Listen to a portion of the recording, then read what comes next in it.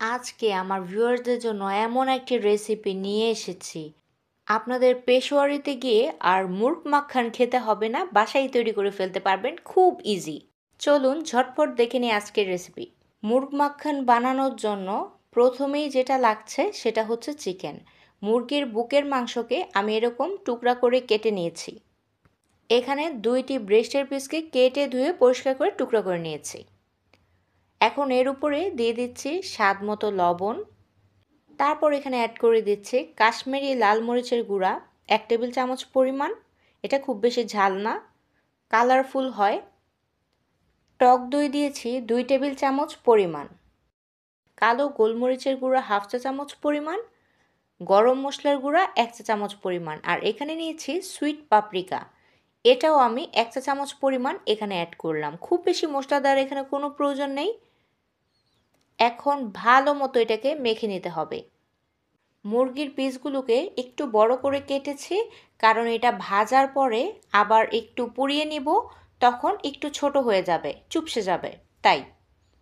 তো আমার মাখানো শেষ হয়ে গিয়েছে। আমি 1 ঘন্টার জন্য ম্যারিনেট করে রেখেছিলাম, তারপর ভাজতে চলে আসছি।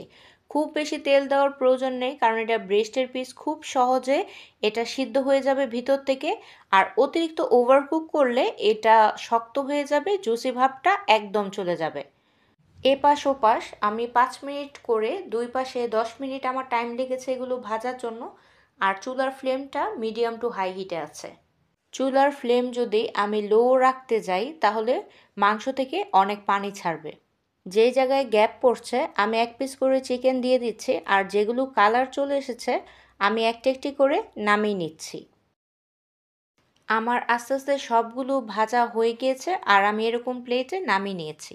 দেখতে পাচ্ছেন একদম নরম হয়েছে, জুসি হয়েছে, ভিতর থেকে একদম সিদ্ধ হয়ে গিয়েছে। এখন আমি এটা একটু চুলায় পুড়িয়ে নেব। চুলায় একটি র্যাক বসিয়ে নিয়েছি। র্যাকের উপরে আমি দিয়ে দিচ্ছি, আর খুব বেশি চুলার আঁচ বাড়ানো যাবে না, নয়তো পুড়ে যাবে। তো দেখতেই পাচ্ছেন, আপনারা কয়লা দিয়েও এটাই স্মোক ফ্লেভার দিয়ে নিতে পারেন, তবে আমি এটা চুলায় করেছি। চুলায় এভাবে পুড়িয়ে নিলে পোড়া পোড়া সুন্দর একটি ঘ্রাণ আসে। তো যাই হোক, এখন আমি পরবর্তী স্টেপে চলে আসলাম। এখানে কুকিং ক্রিম নিয়েছে আমি 200 গ্রাম, আর এটা একটু গরম করে নিচ্ছি। খুব বেশি গরমের দরকার নেই, আপনারা হেভি ক্রিম যেটা সেটাও দেশে ইউজ করতে পারেন, তবে এটা আমি কুকিং ক্রিমটা নিয়েছি। আর 1 টুকরো বাটার আমি গলিয়ে নিচ্ছি। খুব সুন্দর হয়েছে। আমি বাসায় তৈরি করছি, তাই বাটারের ব্যালেন্সটা আমি আমার পরিমাণ অনুযায়ী দিয়েছি। সার্ভিং প্লেটে চিকেনের পিসগুলোকে দিয়ে যেই ক্রিমটা একটু গরম করে নিয়েছি সেটা উপর থেকে দিয়ে দিচ্ছি। এর উপরে আমার দিয়ে দিতে হবে মেল্ট করা বাটার। বাটার দেওয়ার পরই খুব সুন্দর একটা স্মেল পাবেন, আপনার কাছে খুব ভালো লাগবে। গার্নিশিংয়ের জন্য আমি হাত দিয়ে একটু গুঁড়ো করে কাসুরি মেথি উপর থেকে ছিটিয়ে দিয়েছি। আর সবসময় আমি ভিউয়ার্সদের খেয়ে দেখাই কতটা ক্রিমি আর কতটা বাটারি অ্যান্ড জুসি হয়েছে চিকেনটা। আজ এই পর্যন্তই, ভালো থাকবেন সবাই, আবারও আসবো অন্য কোনো নতুন রেসিপি নিয়ে। আল্লাহ হাফিজ।